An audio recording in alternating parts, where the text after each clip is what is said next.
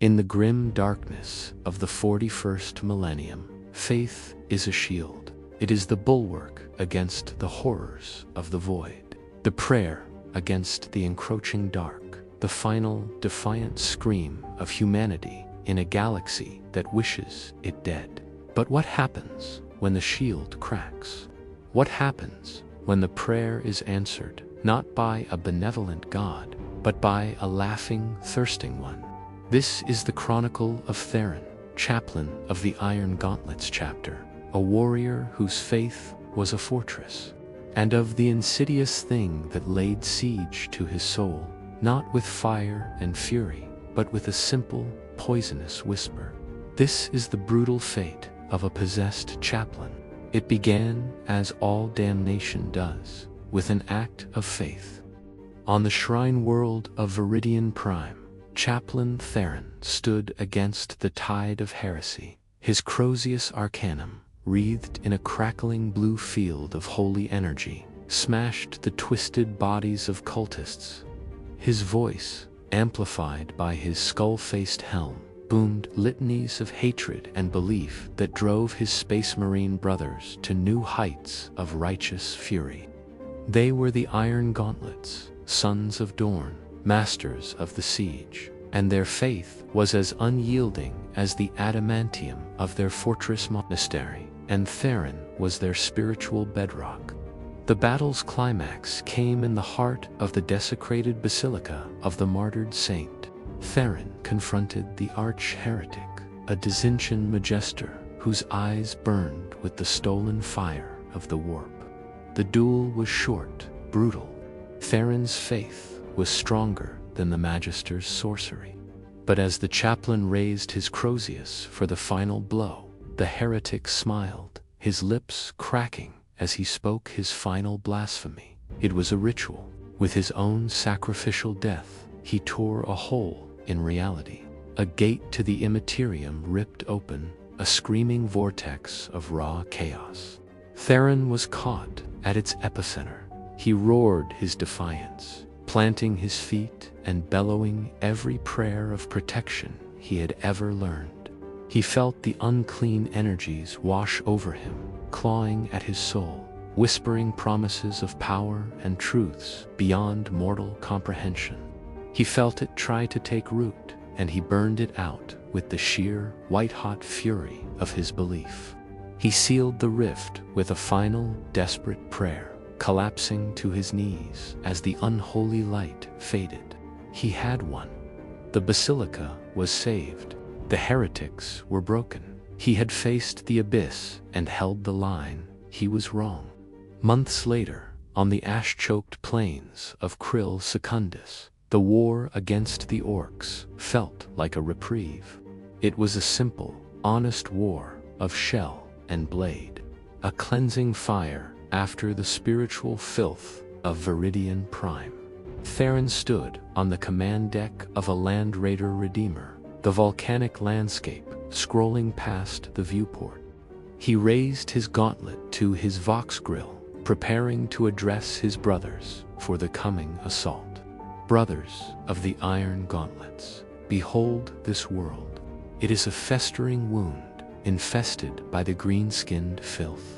They build their idols of scrap and rust, an insult to the Omnissiah and to the Master of mankind. We are the Emperor's fury. We are the ironclad faith. We will be the cauterizing flame that cleanses this world. For the Emperor and Primarch Dorn, the words came easily. The litanies were etched into his soul, but for the first time in his century of service, they felt hollow, rehearsed. As the roars of his brothers faded, another sound took its place, a whisper on the very edge of hearing, like the dry rustle of sand on glass. Such pretty words. Do you still believe them, little priest? Theron flinched, his head snapping around the Land Raider's cramped interior. The other Marines, battle brothers he had fought beside for decades, were busy with their own final rites of battle, checking bolt gun seals and sharpening combat knives. They heard nothing. It was only for him, A phantom of the battle on Viridian Prime, perhaps. A touch of warp shock. He dismissed it, clinging to the iron certainty of his duty. But as he looked at his reflection in the dark glass of the viewport, he saw it. For a fraction of a second, the skull visage of his helmet seemed to writhe, its empty eye sockets glowing with a malevolent, blue intelligence. His own eyes, behind the lenses, were wide with a terror he had never known. The siege of Chaplain Theron's soul had begun. Would you stand firm when the enemy is not at the gate, but inside your own mind? The war for Krill Secundus was a brutal, grinding affair.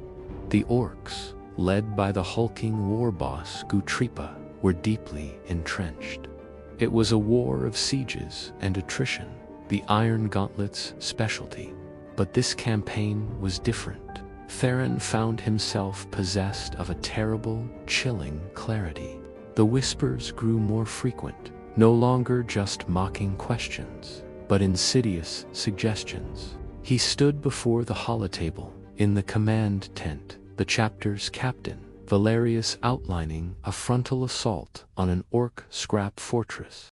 It was a solid, Dorn-approved plan, overwhelming firepower, methodical advance, honorable, costly, so many dead for so little ground.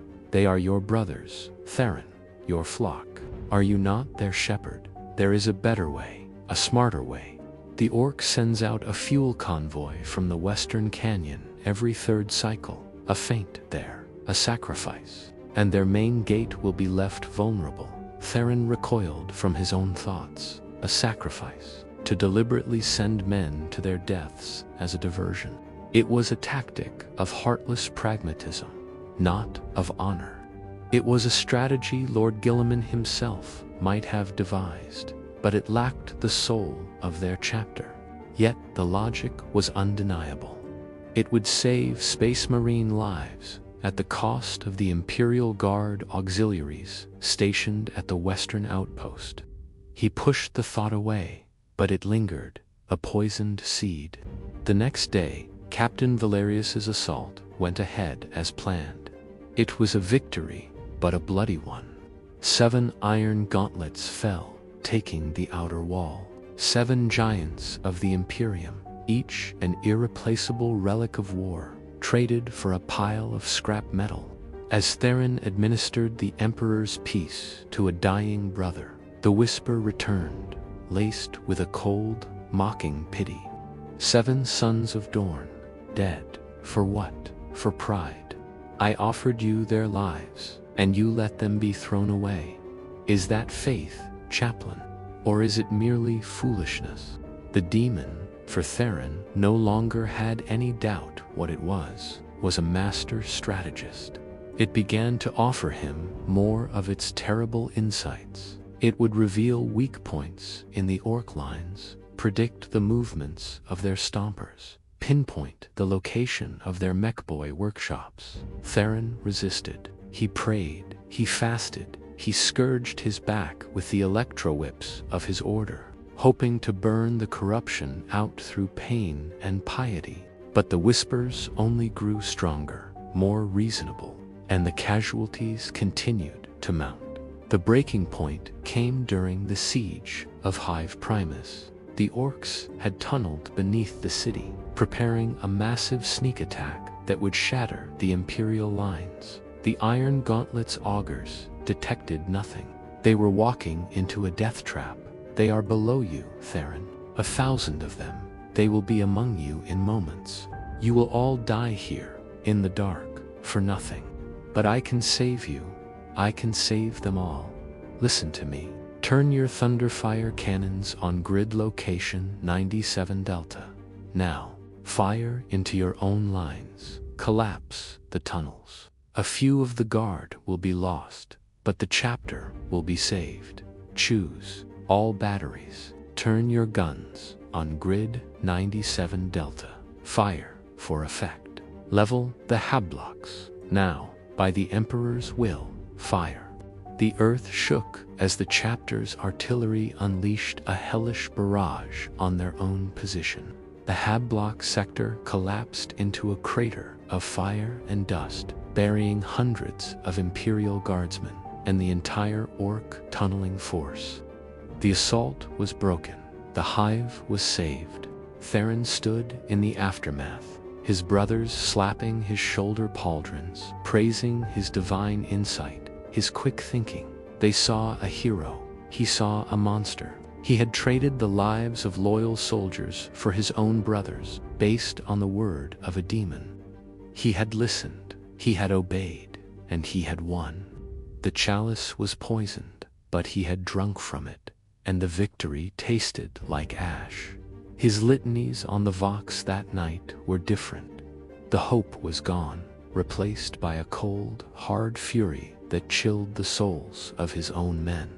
His war against the Orcs was almost won, but his war for his own soul was all but lost. The final battle for Krill Secundus was the assault on war boss Gutripa's primary scrap fortress, a mountain of rusted metal, roaring furnaces, and belching guns.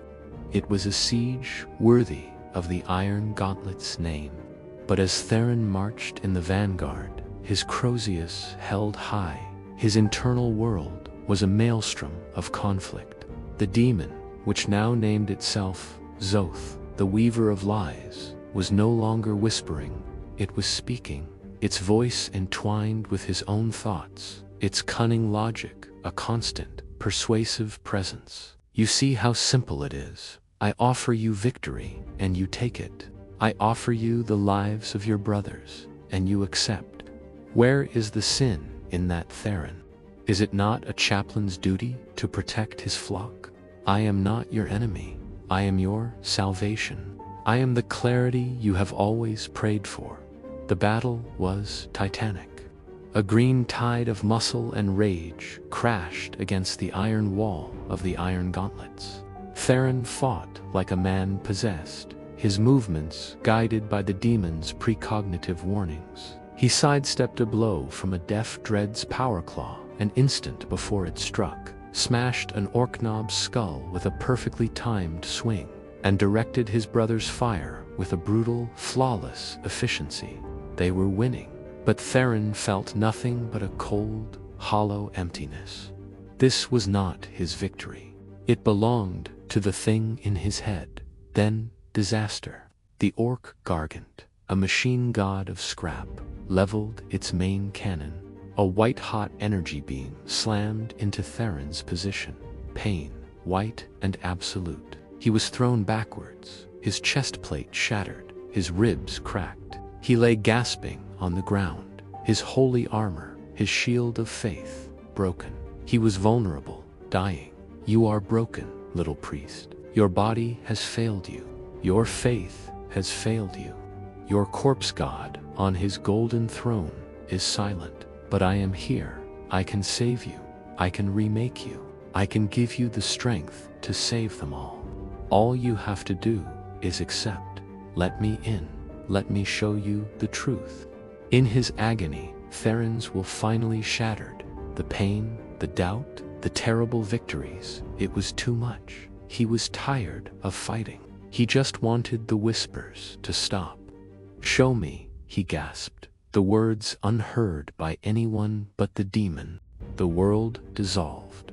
Zoth did not just heal him, it showed him a vision, a torrent of terrible, undeniable truth. He saw the galaxy not as the Imperium taught, but as it was. He saw the golden throne, not as a beacon of hope, but as a failing life support machine for a deluded, dying god.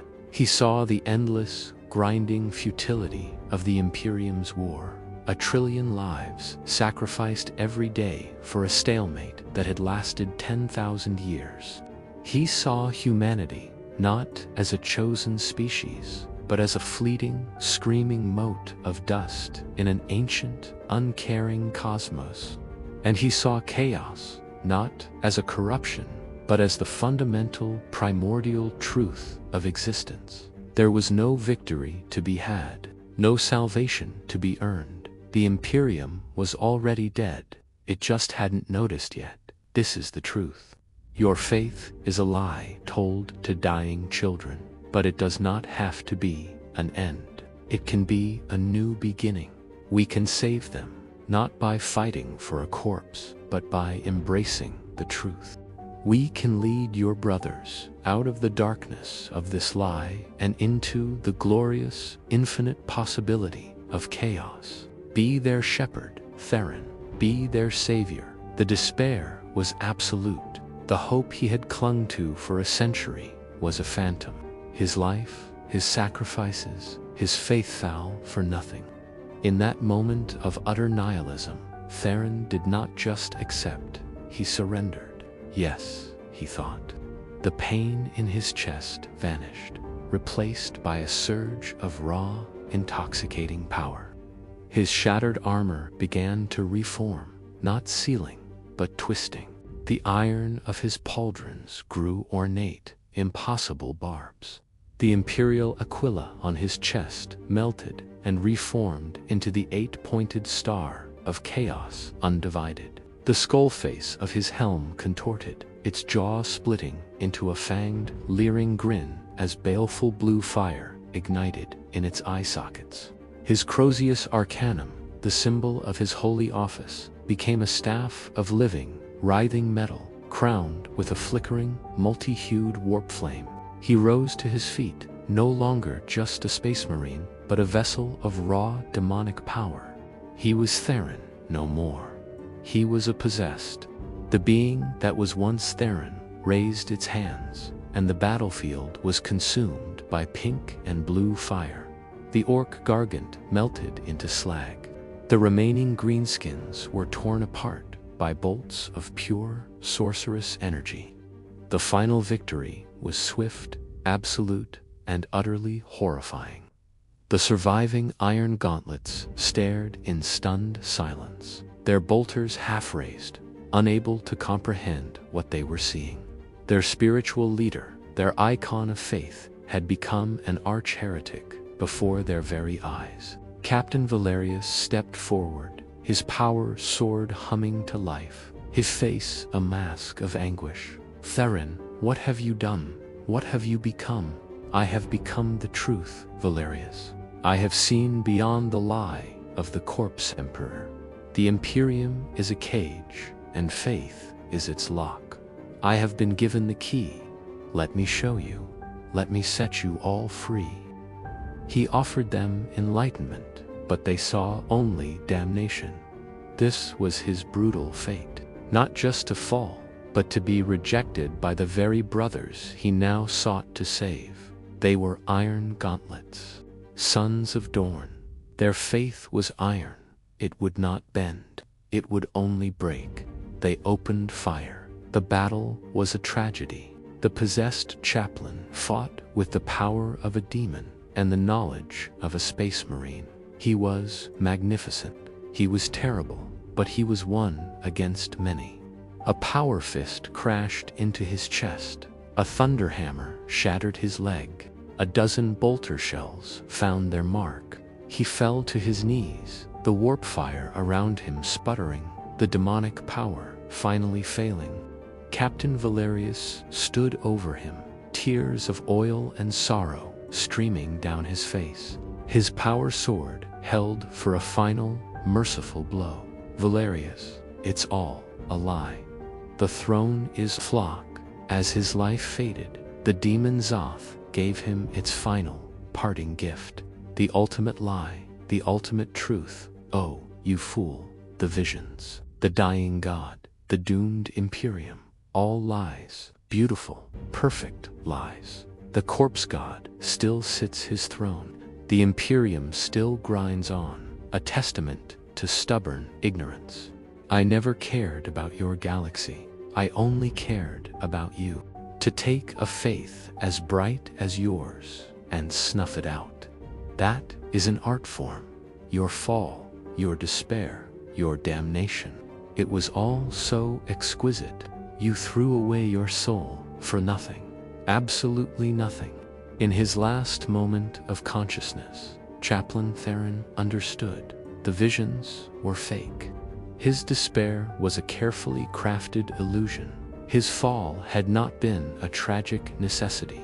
It had been a pointless act of cosmic vanity.